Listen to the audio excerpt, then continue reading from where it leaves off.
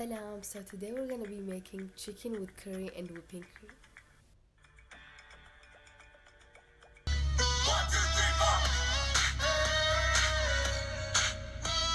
Let's start off with some ingredients. We're gonna need curry, paprika, salt, turmeric, ginger, and black pepper. First add 1 spoon of curry, 1 spoon of paprika, half spoon of salt, spoon of turmeric, half spoon of ginger, small spoon of black pepper. Then cut the chicken breasts.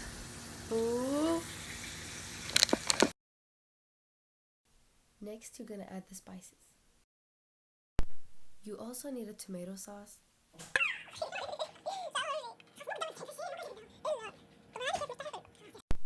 add 2 spoons of tomato sauce. You can also add soya sauce, but it's not necessary.